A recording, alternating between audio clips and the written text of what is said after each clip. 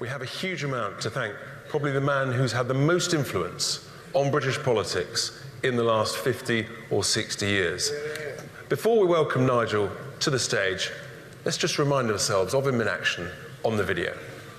We have a parliament that is now completely out of touch with our country. I think politics is broken. Our task and our mission is to change politics for good.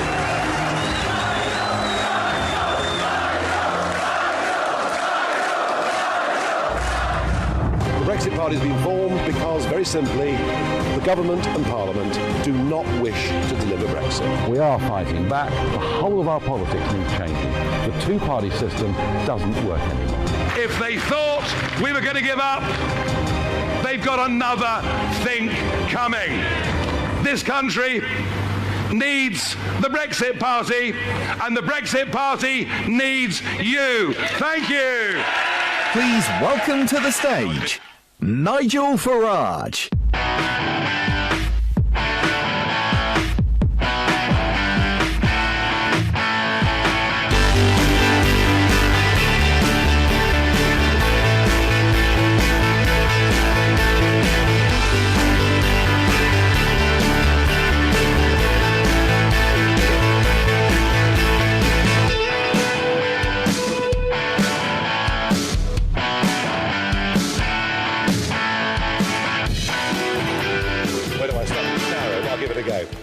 Hello, Bolton! Do you know?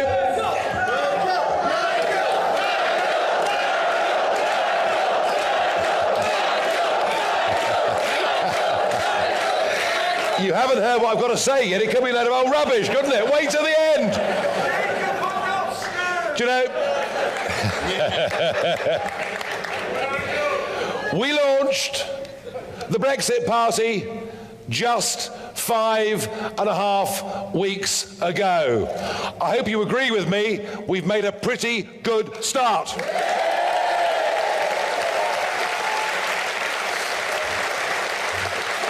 And boy, did it need to be done. We won that referendum fair and square. We won it by a majority of 1.3 million votes, and we were told by everybody, including that leaflet that David Cameron put through all of our doors. Do you remember? Yeah. Do you remember David Cameron? Only just. That leaflet from the government made it clear your wishes will be implemented. It was clear, wasn't it? And then, a year later, there was a general election in June 17, in which both the Labour Party and the Conservative Party said, vote for us and we will implement Brexit. We then, of course, I can deal with the hecklers, don't you worry.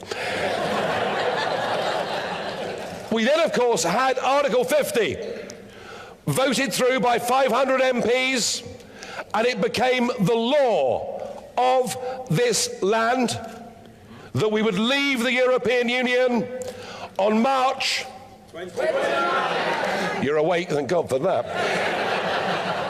We would leave the European Union on March the 29th with or without a withdrawal agreement. They're warming up now, Chairman. I mean, in fact, they could even recite the rest of the speech, probably. And it hasn't happened. And it hasn't happened because right from the very start, a very significant number of people in public life in this country have disrespected the will of the people, have betrayed the greatest democratic exercise in the history of our nation. And I, having spent 25 years fighting to get that referendum and to help to win that referendum, I was not going to be rolled over by these people. I decided I was going to fight back. That is why I founded this party.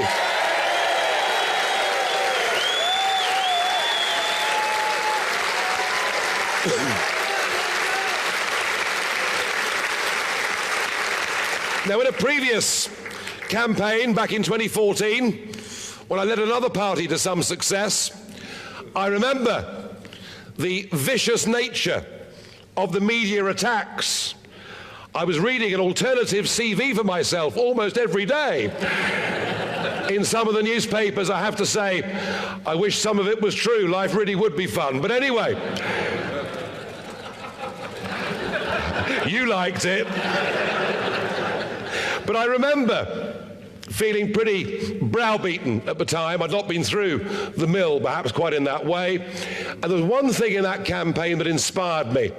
I got a letter addressed to me, opened it up, and it was in very spidery handwriting. And the author of the letter said, "Dear Mr. Farage, during the war, I served in Bomber Command on many missions over occupied Europe." He said, "And I can tell you, you only start getting flack when you're getting near the target." All right.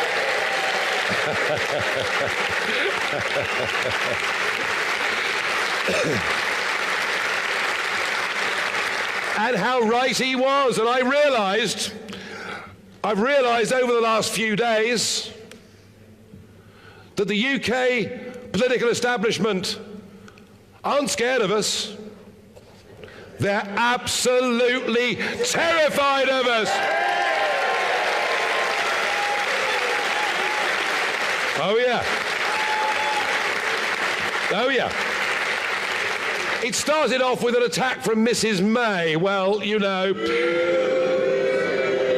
I wasn't too wounded by that, I can tell you. At the launch of her European election campaign, did you see it? There she was, with 4 candidates on the stage, all of whom looked as though they'd been taken hostage to appear with her.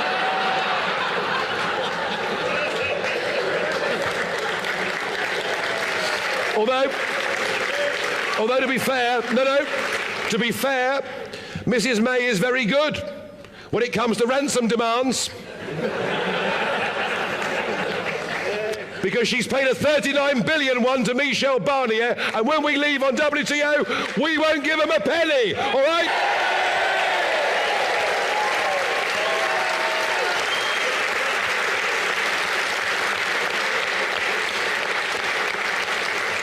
Then we saw Mr. Corbyn's attempt to attack me. Jeremy, looking very much like he didn't want to be there particularly, who, in his interview yesterday with that brilliant... Oh, no, come on. Absolutely brilliant BBC journalist, utterly neutral at all times. Treats every guest the same way. That's right, Andrew Marr's his name. 7 times Corbyn couldn't answer what Labour's actual policy officially was on Brexit. And they say we haven't got a manifesto. You couldn't make it up, could you, really? Corbyn attacked me saying that Nigel Farage has spent the entire campaign attacking immigrants and EU nationals living in Britain. I haven't uttered a word on the subject at any stage of it, but it shows an increasing sign of desperation. But we really saw today what the establishment's real game was when out was wheeled Gordon Brown. And Gordon Brown has accused the Brexit Party of actually potential financial impropriety. Yeah. This from the man who sold 400 metric tons of gold at $280 an ounce.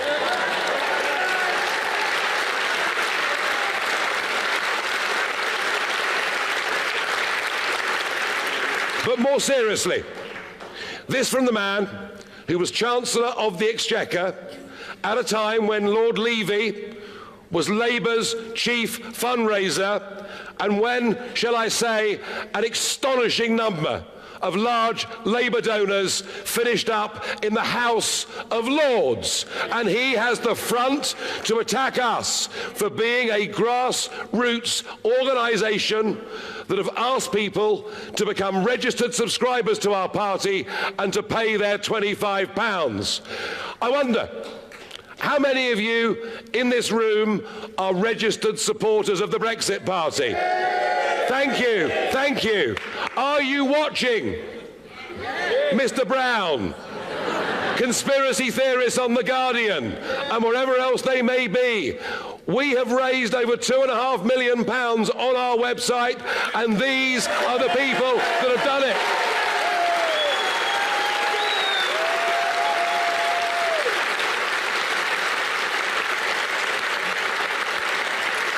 But it gets even worse than being attacked in a very coordinated plan between Gordon Brown and media organisations this morning, because this afternoon the Electoral Commission popped their head up. We went to the Electoral Commission last week to show them the checks and methods that we have in place to make sure that donations to this party are legal and absolutely in line with the law. They gave us a clean bill of health.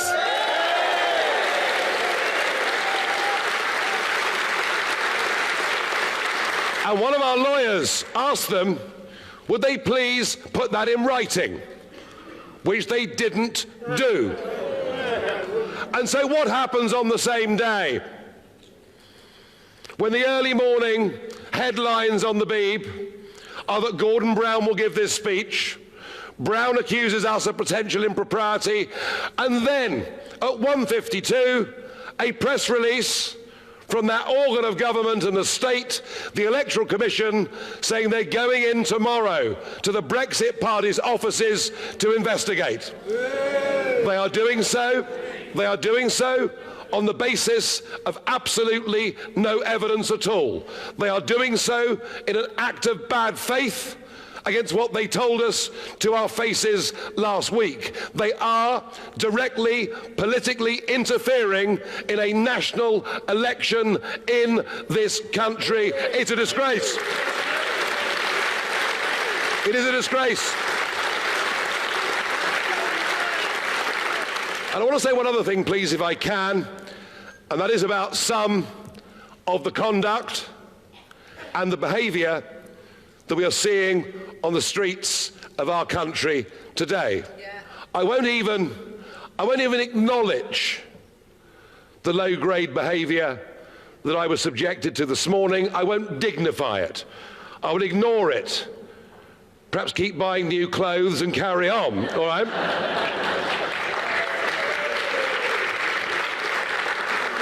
But let me say this. For a civilized, democratic nation to function, in democracy, the loser has to give their consent. The loser has to accept they've lost the election and do their best to win the next election. That is how our system works.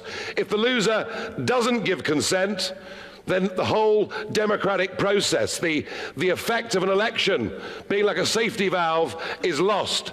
And what we have seen in this country since that referendum are very, very senior members of public life in this country. Former Prime Ministers like Blair, Johnny Major, but even the leaders today, Vince Cable, leading the Liberal Democrats, senior public figures in this country do not accept the result of the greatest democratic exercise in the history of our nation. They have done and they will do all that they can to stop it, to cancel it, to force us to vote again. They have given the impression that their view has a moral superiority over our view.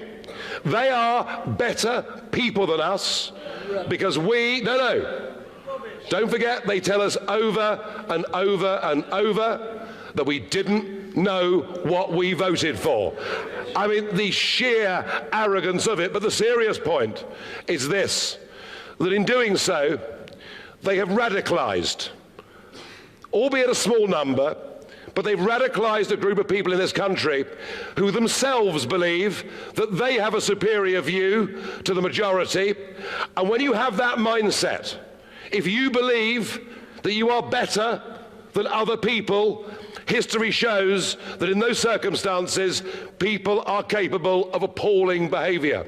And we are now seeing the extremes of the Remain campaign acting in an openly abusive way to ordinary members of the public who dare to say they support Brexit, acting in a violent way. Do you know, we even had in Wales last week people lying in the road to try and stop cars coming in to our public event. They are trying to close down democracy. And the point is this, that when democracy breaks down, civility breaks down. And that is where we are in our country today. And that makes me want to redouble all of my thoughts and efforts, not just into this campaign, but into what comes after this campaign. Above all, we are fighting this European election on the key issue of democracy.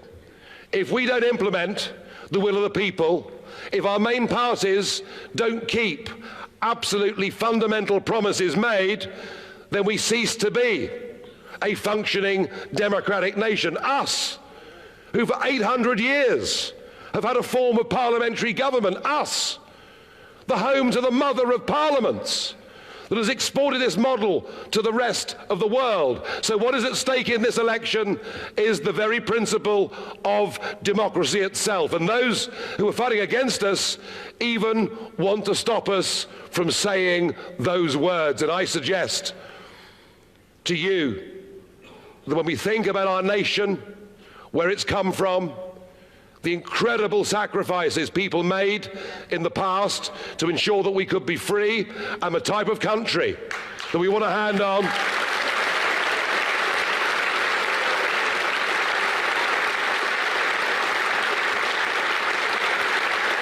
I suggest that we redouble our efforts.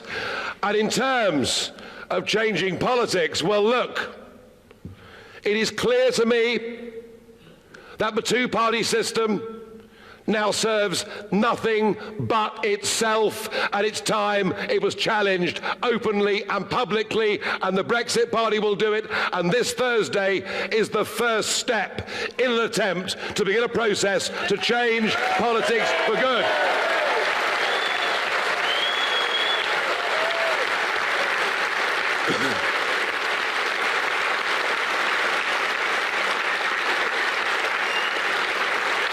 We need to look at the party system. We need to look at the voting system. We need to look at the House of Lords. Filled up with 700 of Blair and Cameron's mates. We need to look at the Electoral Commission. Every single one of whom sits on the board is you'd never guess it, would you, Remainer. We need to get the institutions of Westminster. What goes on in SW1 now needs to be representative of what our country is as a whole. So I'm asking people to go out on Thursday, vote for the Brexit Party, give us a win, but perhaps even try and give us a big win. Because if we get a big win, all of those constantly whinging and whining on about a second referendum, all of them, Lord Heseltine, right the way through, oh, my favourite. Oh, no, my favourite. How about this? I need cheering up after the day I've had. Anna Soubry.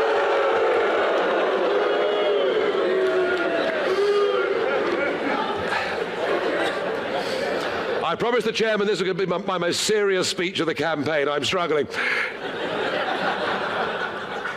If the Brexit Party wins big on Thursday, there will be no second referendum. They'd be too frightened to hold it. What a good reason to go out and vote Brexit on Thursday.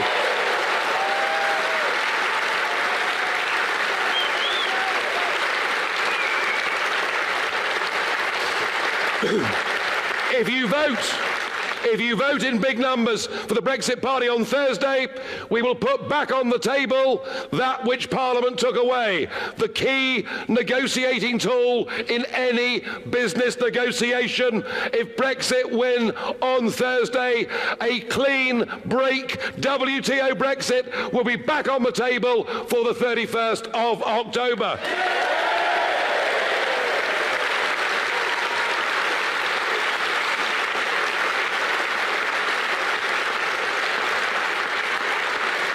And we demand if we win these elections on Thursday, that we become part, with a democratic mandate, that we become part of the government's negotiating team to take us out and to make sure that the 31st of October is our Independence Day, and we demand to be a part of that. We really do.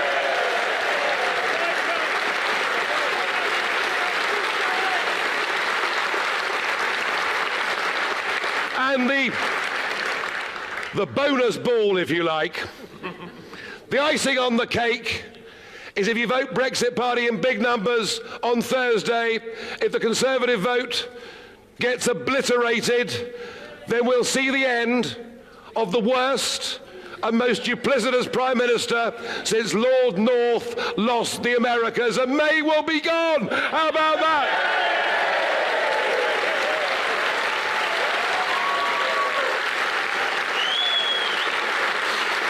You know, perhaps the most remarkable thing about this 5.5 weeks is that I know there are many, countless millions of people out there, like myself, who have been enraged, upset, frustrated, angry by the shenanigans we've seen over the last 3 years. And yet, at every one of these meetings, when people leave here, they're no longer angry, they're actually uplifted. This party, this message is giving people hope. It's making them feel good. It's making them realise.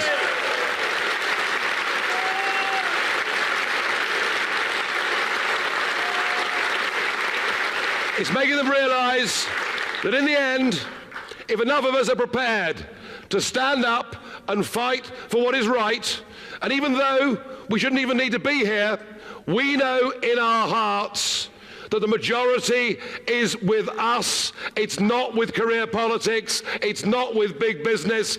Help us make this first big step back to us becoming a true, democratic, independent nation. Go out on Thursday and help us. Let me ask you, are you with us? Yeah! Thank you very much.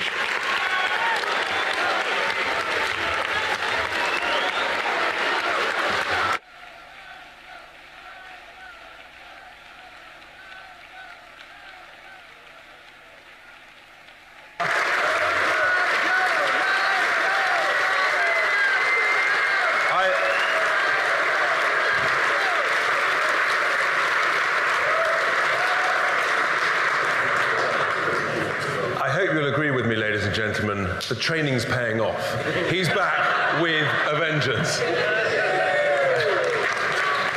And we've just got time for 3 questions, and to give Nigel a quick breather, the first one is from Jeff from Bolton. After we win the European elections, what next for the party? Well, 2 weeks after the European elections, we've got a by-election in Peterborough, and we've got a fantastic local entrepreneur there who is doing great things, well known in Peterborough, and we are giving that our very, very best shot. It's an absolute outrage how that by-election was called from the Labour candidate who ended up in prison and yet was still allowed to vote in the House of Commons with a tag on her foot. Absolute outrage.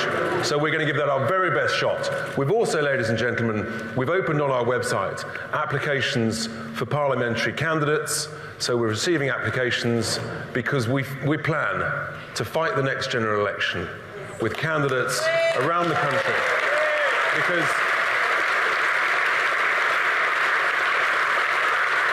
Because what we know that there are competent, capable, successful people out there from all walks of life who, like us, have said enough is enough. I need to get involved. I need to help run and govern this country properly for the people. It's a huge opportunity, and we mean to take it. Right. So,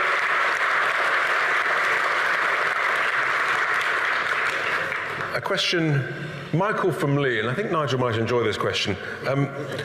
When you stand up in the European Parliament for the first time in a few weeks, what do you intend to say? Well, now that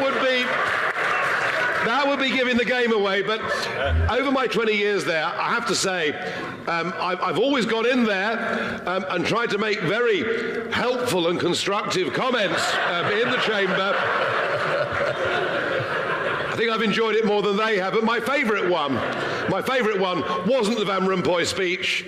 It was 3 days after the referendum, emergency session of the European Parliament, and old Juncker, of course, kicked off.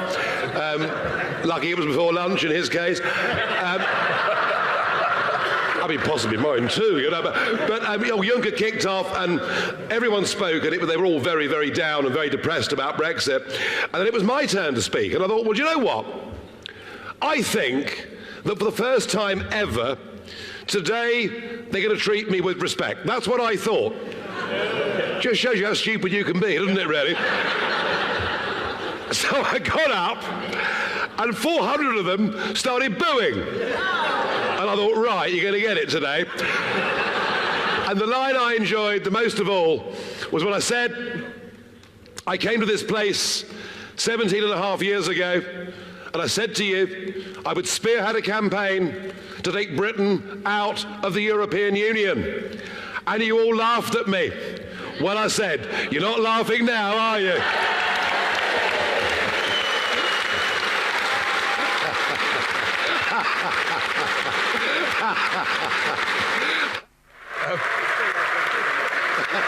So, last question. Dot from Bolton asked Nigel, what happens if the MPs do a dodgy deal and May's deal does go through? Look, it's not May's deal, it's an international treaty, all right?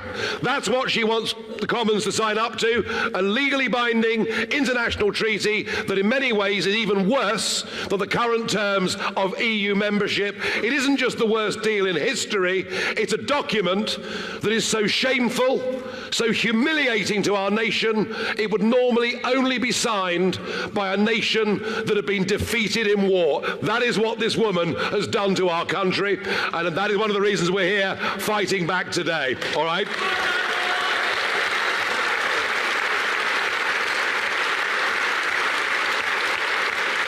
There is a school of thought, there's a school of thought that Conservative MPs are now Labour MPs, because we're now tearing chunks out of the Labour Party here in the north, and in South Wales, we've got the Labour Party absolutely on the run.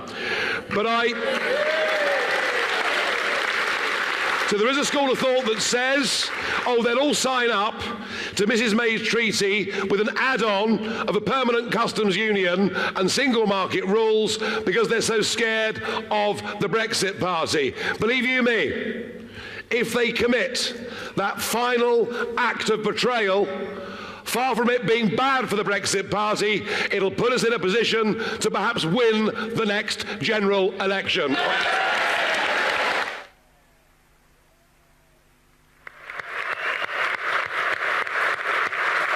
So, ladies and gentlemen, let's have you on your feet with your boards, please. What do we want? Brexit. When do we want it? Now. What do we want?